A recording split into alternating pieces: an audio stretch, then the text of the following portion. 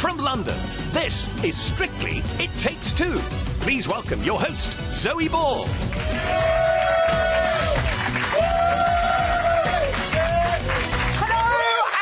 To It Takes Two. The race is underway, and after a couple of hurdles, the Strictly Glitter Ball is in sight for our remaining 12 couples. But we're not trailing behind on It Takes Two. In fact, we are racing ahead and have loads of exclusives in store for you tonight. So let's not waste a single second to find out who is in our delightful green room this evening. It is the super speedy Judge Rinda and Oksana. Yay! Welcome, gorgeous, both of them. The fast and furious Ore and Joanne. Yay! Divine. Plus, she's raced over here tonight. Let's hope she doesn't have a stitch. Strictly's costume designer, Vicky Gill. In a gorgeous jumpsuit. But first, Bruno complained that the timing in their Flintstones-themed Charleston was extinct, harsh. Personally, we thought it was a page right out of history. Yabba dabba doo. It's Judge Rinda and Oksana.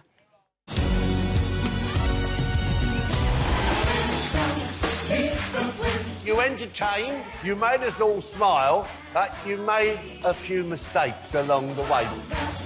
I loved the energy, I loved the routine, and I loved the handspring. You never fail to give us a fabulous performance. It is brilliant. Oh, show some love to Judge Rinda and Oksana.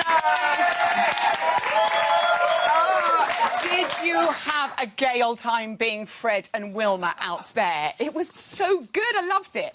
It was definitely fun, wasn't it, Oksana? Yes. It was definitely fun. It was... I loved that routine. I just wish we'd had a chance to have another go at it. It was our weakest run, and I loved that dance so much. We really loved it, so we wanted to give it our all, but we'd had a few crash and wallops before we actually did the final routine. Sometimes that can make things that make you a little bit edgy. Well, the problem was I caught... you see, that first trick, I caught her, and we'd had an accident, which Oksana will tell us all about.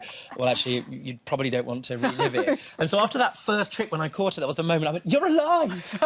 You were so relieved she was alive. I forgot the steps. I was like, "What do we do now?" I was just so, tell me what happened then, because we were talking about this on the show last week. He was worried he might drop you, and then he did. Yes, on Friday, I mean, I'm grateful that it didn't happen on actual show, so we had time to... we didn't have time, but we had to change the trick. And, yeah, we had accident, but I realized that could have happened, and, you know, everybody okay, could have been worse. Were you in any pain? Were you all right? I was just shocked more than anything. She loved my sense of humour. I mean, you know, I dropped her on her head and she got up and said, "Well, don't worry, let's carry..." First of all, she said, "Let's carry on," because that's what dancers do. I was never dropped before in my life, so this You're was joking!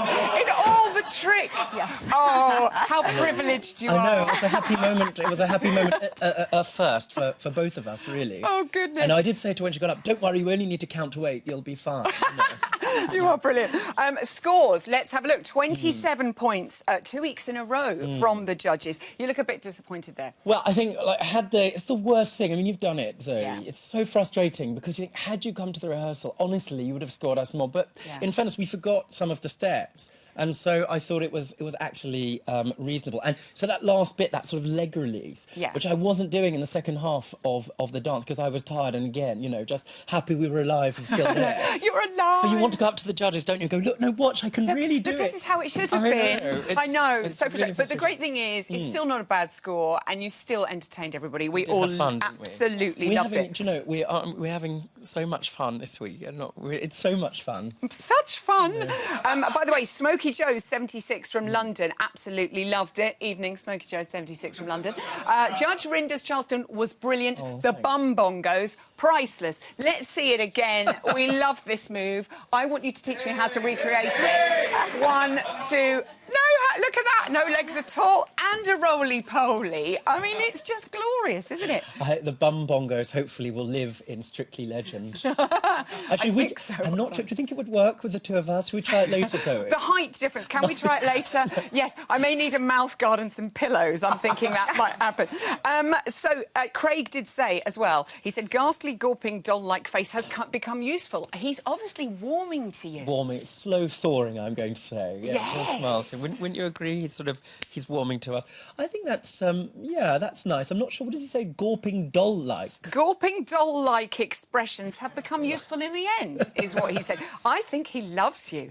Also, he scored you higher than Len and Bruno. I know. Yeah. Well, they were like I think the other two are being fair. We did miss out some dancing, I think. Okay. So, you know, it's been loved the hair too. Lisa does my hair in the week. She does your hair at the weekends, and she was telling me the story of getting you into this gorgeous wig. Here you are. You look so cute as a brunette. I don't know. I think I look like a mildly frightened Edwina Curry. Well, we thought we'd have some fun and try some of the more iconic styles from this series on you. So we've tried you with the AJ sweep. Here you are.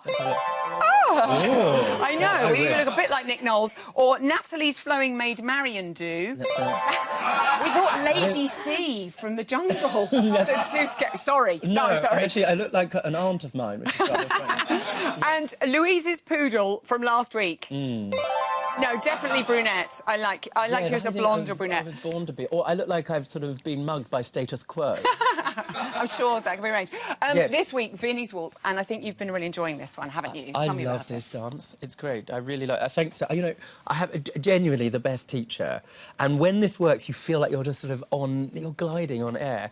When it doesn't feel so good, does it? Oksana, how's he doing? How's training been?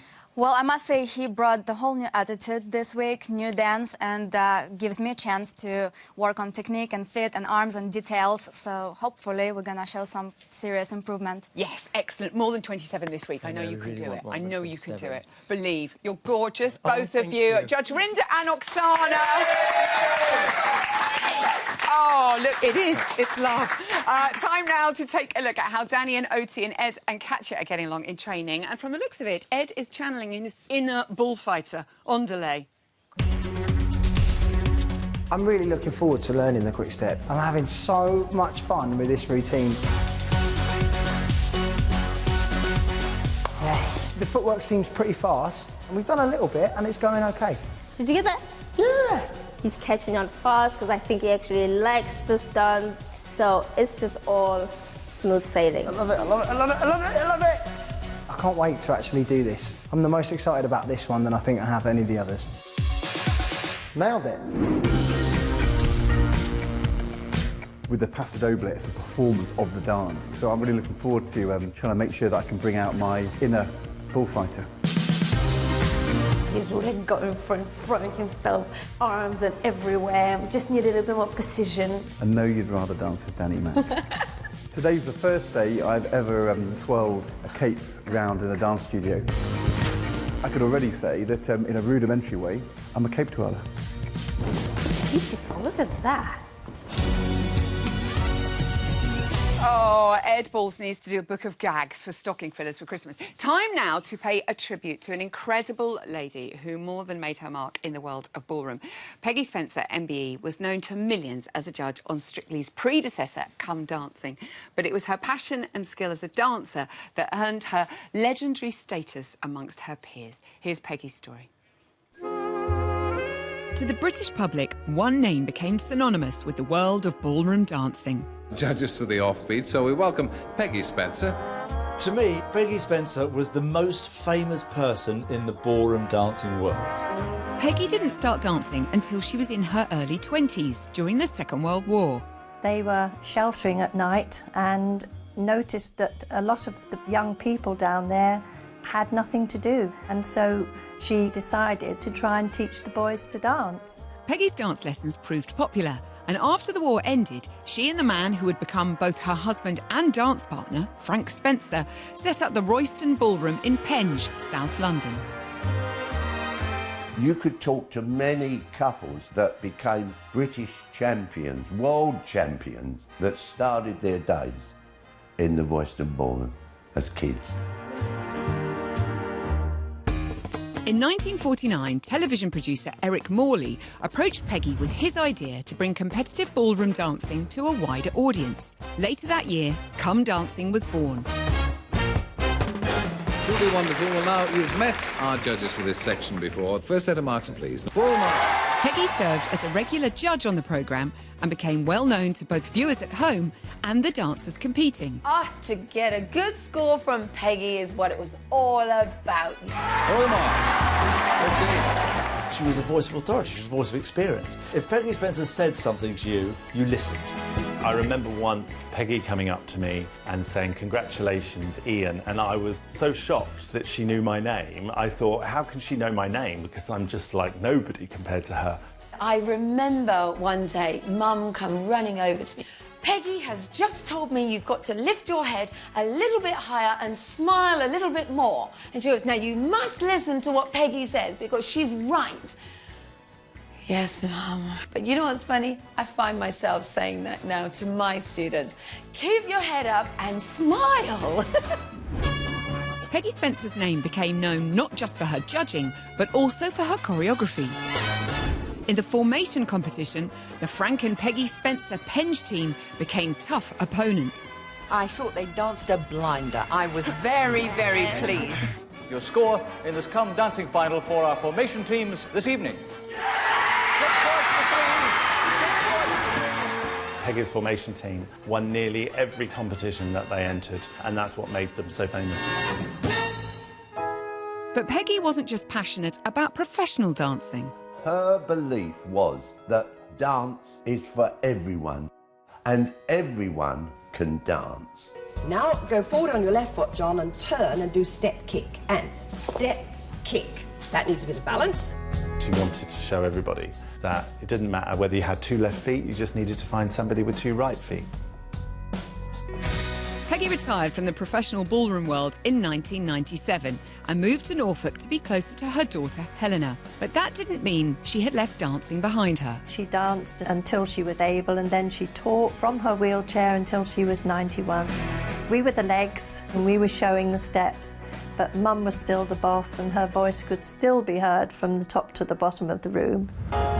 When Strictly Come Dancing launched in 2004, Peggy loved seeing ballroom and Latin dancing back on the TV and was a massive fan of the show. Saturday night was sacred. Mum would be sitting in the chair with her notebook. She would mark all the competitors and she'd say, "There you are, I've got the same mark as Len." Len Goodman. Fantastic. Peggy had been thrilled to see her old friend Len Goodman chosen to sit in the head judge's chair. 6. When I first got asked to do Strictly Come Dancing, the first letter I got was from Peggy Spencer, saying, "Len, you're doing a great job, keeping the integrity of ballroom dancing alive." You have to maintain this fixed hold throughout the dance. We communicated right up until maybe a month before she passed away. Earlier this year, Peggy sadly died at the age of 95. But while she may no longer be with us, her legacy will remain in ballrooms all over the world. She was just one of those special, special ladies. And what a bit of luck for me that I got to know her and we became good friends. I don't know who else has touched ballroom dancing the way that Peggy Spencer's touched ballroom dancing. She's really, really sadly missed. She's a true legend and she'll be remembered in the history books forever.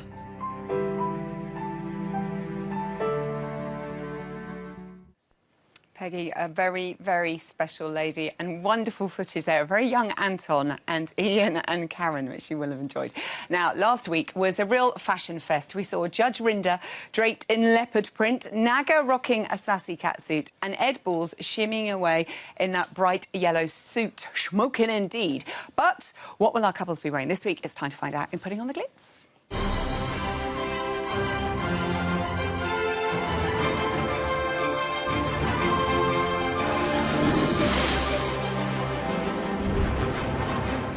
Vicky's here! We both got really proud, didn't we, watching that lovely film about Peggy. We all got quite emotional.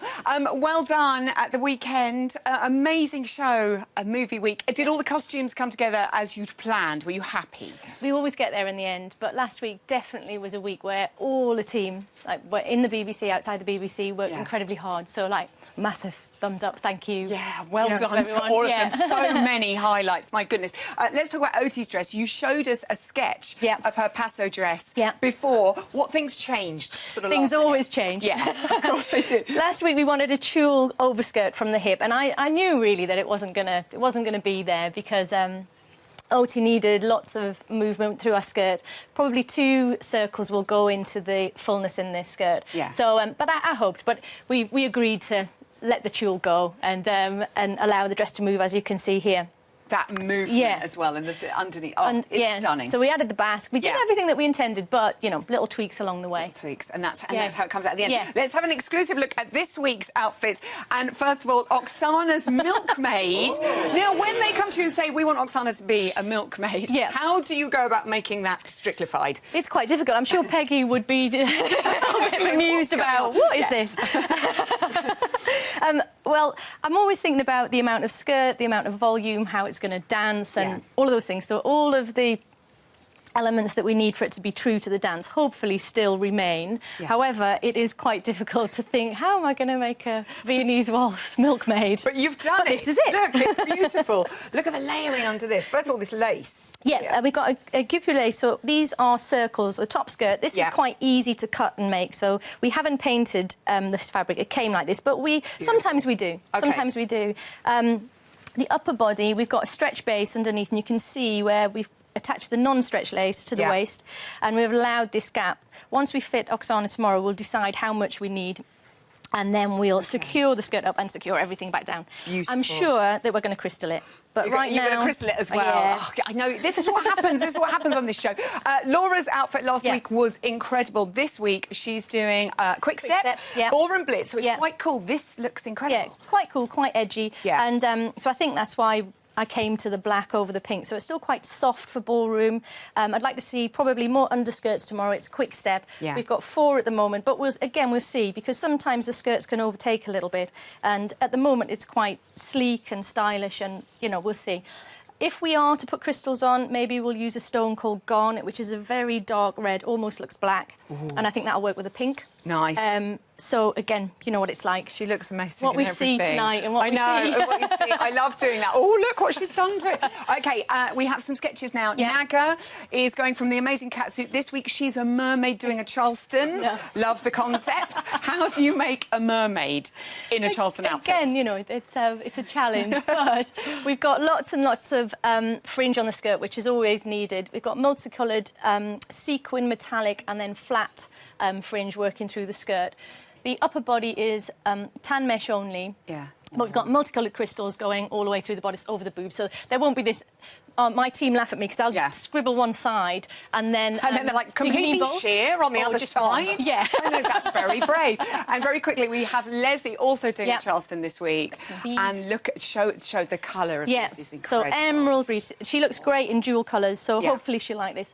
We are putting it again on a flesh nude base so that it's not too heavy in terms of the blockiness of the colour. The green is going to go from the waist down to the hip, and then we're going to have panels of beading on nude running through the skirt. So there'll be lots of movement through the skirt when she moves. Her director's tape looks amazing. The swivel as well. Yeah. And then we're fading up from emerald green into pale green into gold. Leslie's been absolutely amazing, so I hope that she'll have lots of fun. You're doing such an incredible job. We love all of the outfits. Vicky Gill, everyone! I feel like I need a hug. It is not just the brilliant wardrobe department that make our celebrities and pros look like such a beautiful bunch. Waiting in the wings, also to primp and preen our couples until they're completely strictlified, are the award-winning makeup team. Here to explain how to create the perfect Latin look is the leader of the Glam Squad, Lisa Armstrong. Hi, I'm Lisa Armstrong, the hair and makeup designer for Strictly Come Dancing. Today I'm going to show you how to get the perfect Latin look. It's fun, it's flirty, but most importantly, it's all about the sparkle. So here I am now with Chloe, who's going to help me out today. Obviously, she's already had her hair done, which is big, sexy, bouncy curls, perfect for any of the Latin dances. I'm going to start with a paint pot, and we're going to use that all across the eyelid, no higher up than the socket line. It's a nice, soft wash of colour. And now we're going to go straight in with the glitter. With the brush, tap the glitter all over where you've placed the primer. Look how glittery that looks. So cool. OK, now I'm going to do the eyeline. and then you just fan it up. See how much that sparkles, even just like moving slightly. We're going to stick on some really fluffy full-on lashes now and put a little bit of highlighter underneath the brow bone here. Now we're going to wipe up underneath, and this is when you'll be able to see exactly why it's so important to start with the eye makeup. So just some cleansing water on some cotton pads, and then you just wipe away all your mess from underneath. So I'm just going to do some concealer underneath Chloe's eye. I'm going to use my egg to blend so it gets right underneath the corner of the eyes. We're going to go onto the foundation with a flat brush, blend all over the face, and nice circular motions, making sure there's no streaks. How lovely that looks already. I'm going to powder the skin down the T-zone. This is especially important on Strictly because all the bright lights, the set, and obviously they're dancing, so they're going to get hot and bothered, so it's very important that we set the makeup. I've matted the skin down. I'm now going to highlight it. Go up the cheekbone and blend it up into the eyebrow so it gives it some sort of connection. And we're just going to go with a nice pop of pink on the cheeks. How lovely that colour is. And then we can blend it all in and make it look gorgeous. I'm going to get the gold glitter pen so you can just draw it in here and look how gorgeous that is. Just really opens the eye. And then finish off the look with a little bit of brown eyeshadow to blend it out. That creates that really sexy, hot salsa look. And we're now going to line the lip, and then we put the hot pink in the middle to finish off the look. And there you go, a really hot, sexy salsa look, full of glitter, full of colour, and I absolutely love it.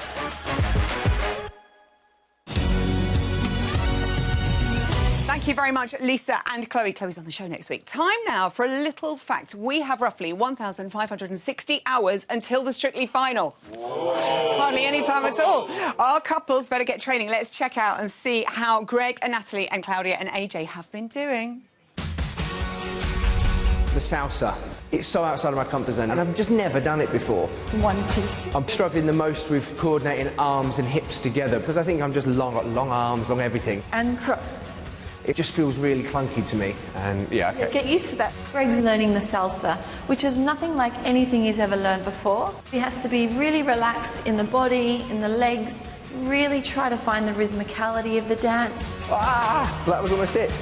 I'm just going to work all week trying to get these steps right. This week we're doing the foxtrot, and I don't know anything about it, sorry. Claudia is definitely going to find the foxtrot more challenging because it's slower. And I know Claudia likes to go very, very, very, very, very fast, so we're going to have to slow her down. We're just getting dragged to places. Learning a new dance every week is really hard. Oh! We want to have nice footwork, feather finishes. Yeah, there's quite a lot of technique in there. Good.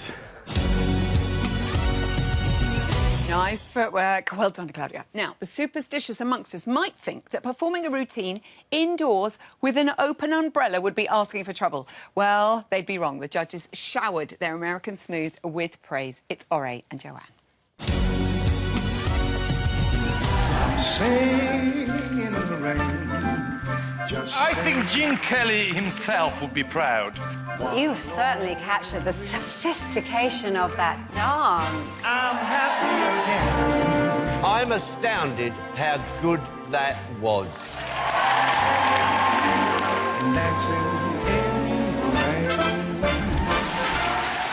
It's Ore and Joanne!